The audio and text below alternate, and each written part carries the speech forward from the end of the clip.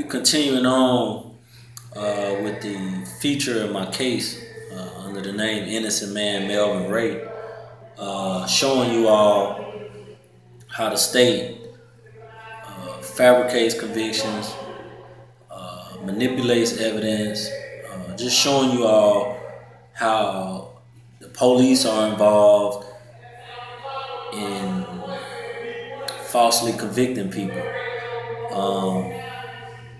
I had spoke to you all earlier about the ballistics evidence in my case, whether or not the state withheld a ballistics memorandum that would have proved my innocence at trial, how they've since tried to lie about it, deny it, but you can't deny the facts, you can't deny the record.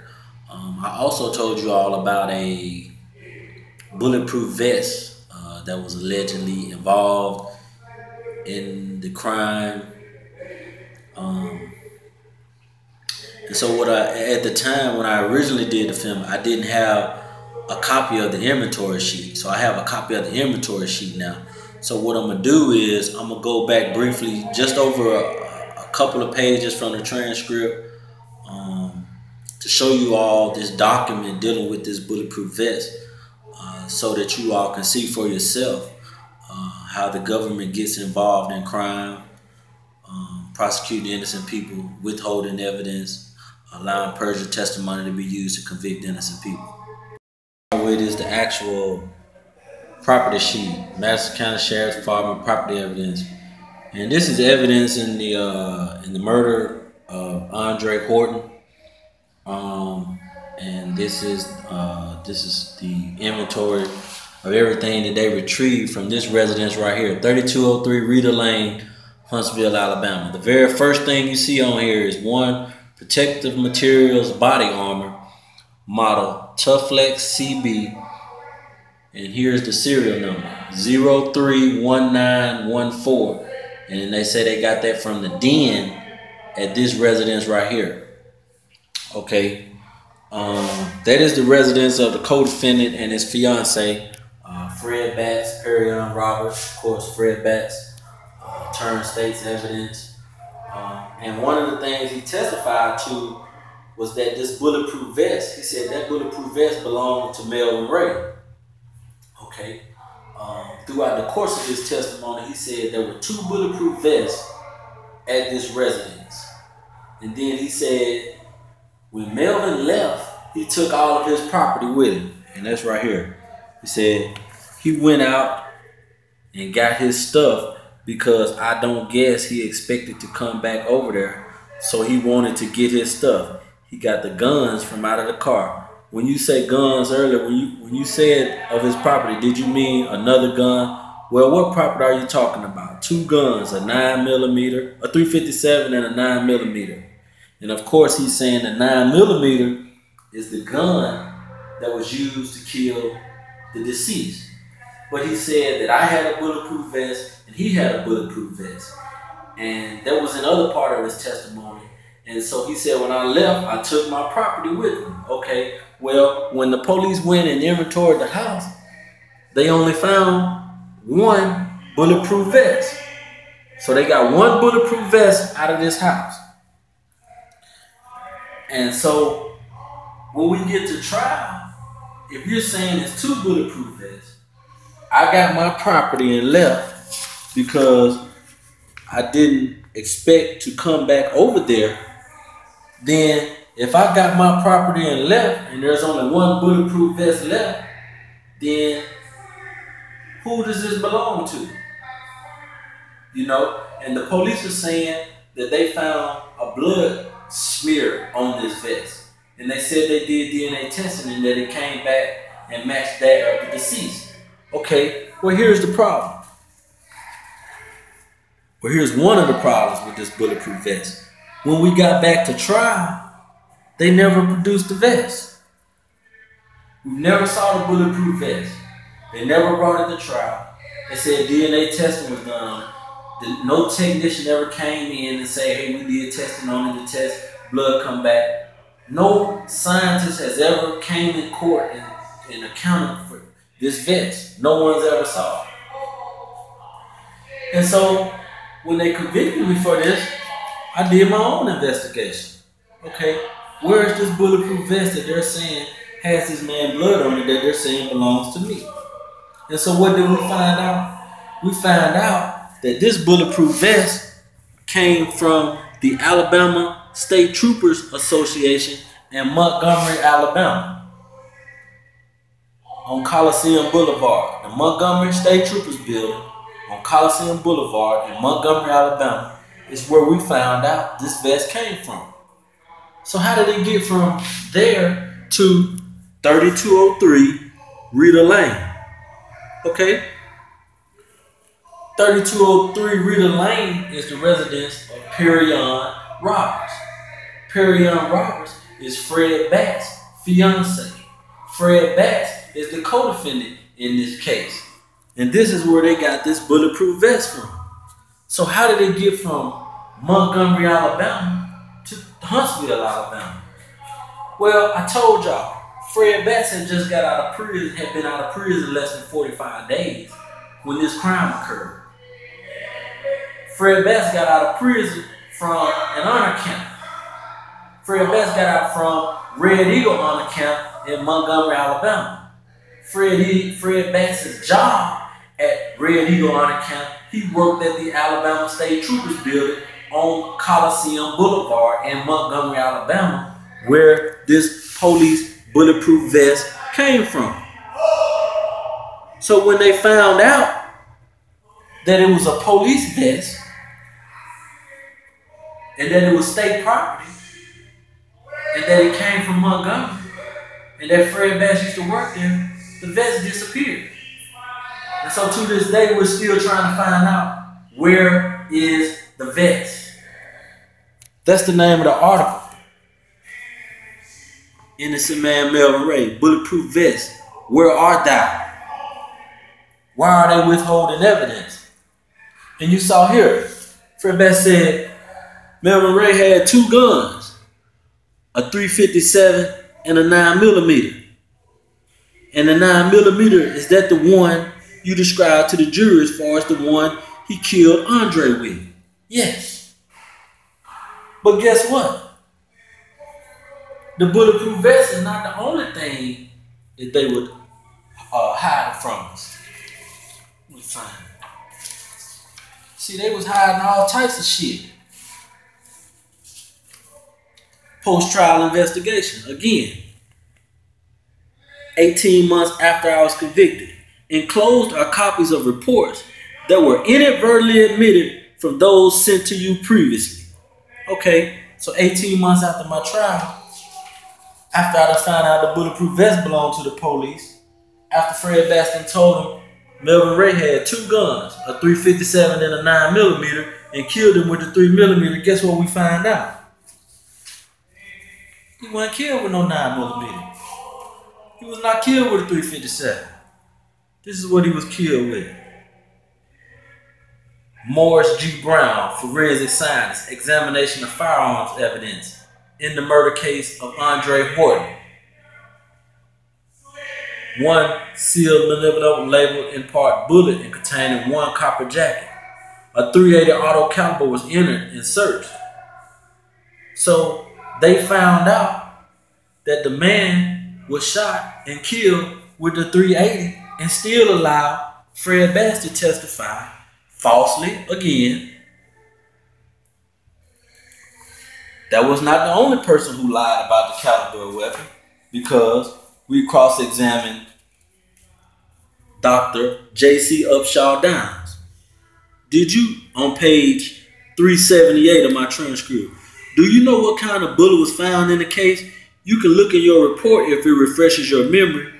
Answer: it was a medium caliber bullet, and I don't know that I have the firearms examination report and what I have. Fred Batts had already testified. I already said it was a 9mm. So now he doesn't have the report. They never gave us the report. Okay, but medium caliber. Medium caliber consistent with a 9mm? Yes. Consistent with a .357? Yes, sir. What about a .380? Why ain't no one talking about the .380? Because they suppressed that. Is that a police gun also? Did that come from the Alabama State Troopers building? Who owns this gun? What is the story on it? We know that they lied. We know that they fabricated the evidence. We know that they did not correct the false testimony. We know that they didn't give us this ballistics memorandum. How do we know? My trial started Monday, January the 22nd, 2001.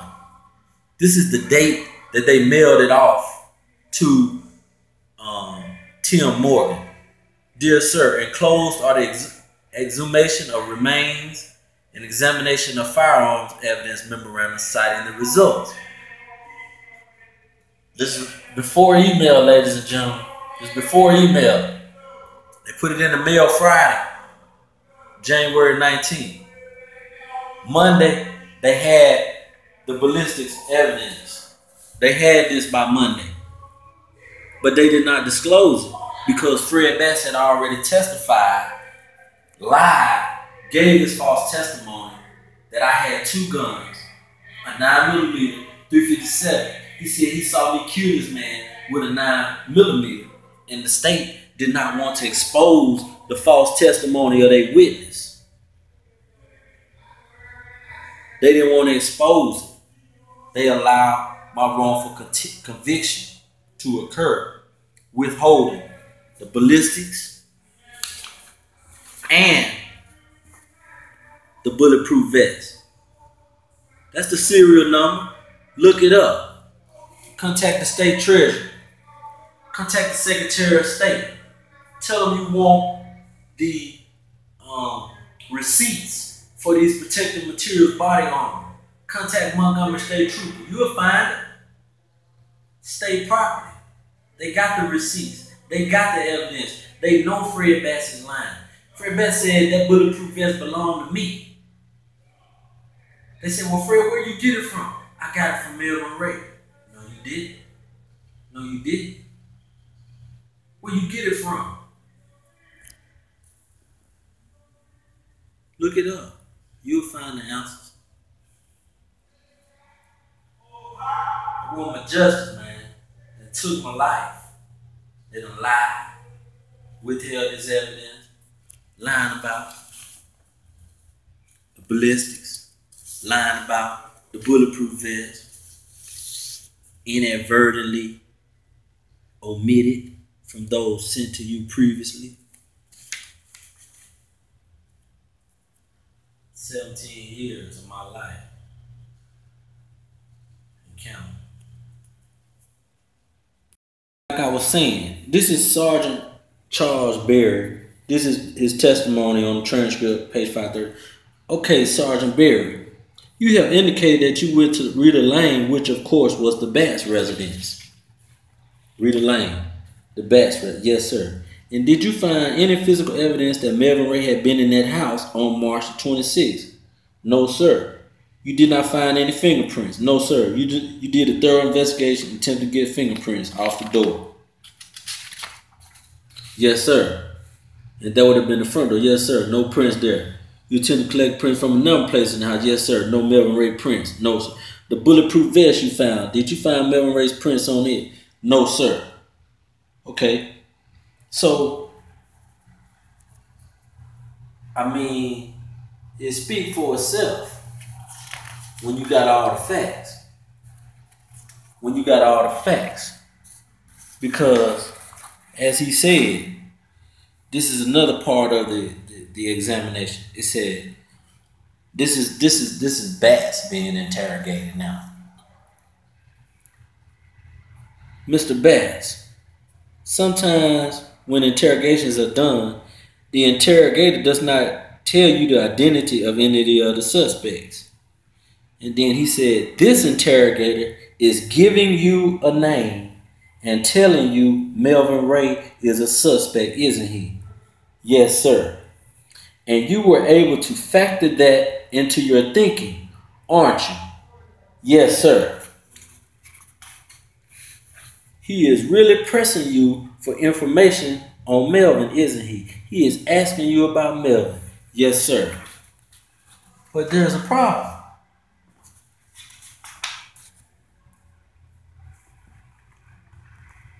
And did you find any physical evidence that Melvin Ray had been in that house on March 26th? No, sir. So how is it that there is no evidence connecting me to this crime, but you have an interrogator giving him my name? Why is he giving him my name? You know? So, I mean, these issues have not been thoroughly discussed. And I'm going to finish this out with this. And this is my trial attorney again. He said, all right, now you already told us the bulletproof vest, it had a blood smear on it. Sergeant Charles, yes, sir. And do you know what the Department of Forensic Sciences results was on that? Through DNA, it matched back to the victim. Okay. And this is, he says, page 536. And in fact, would you agree with me, there was no physical evidence whatsoever suggesting that there was a murder committed in this house on March 26th, Sergeant. The only thing would be the vest. The only thing would be the vest. So the only evidence that they have to establish the corpus delicti, the body of the crime, that this is where it occurred at, is this bulletproof vest. But when we get to trial, there is no bulletproof vest. There is no people from the Department of Forensic Science. There's just this investigator. He's not a scientist. He did not do any other testing. He don't know what was done. But he's saying that that vest is their evidence that a crime occurred and they don't have it. And now I find out later that it came from the Alabama Department of Forensic Science, where Fred Bass was an employee, on Coliseum Boulevard, in some kind of salvage yard that they have behind the State Troopers building where old property is put, wrecked cars, worn out stuff that needs to be fixed. Fred Bass works there, has access to all of it. And now this vest that is the only evidence of a crime that supposedly has this man's blood on it who's dead, we can't find it.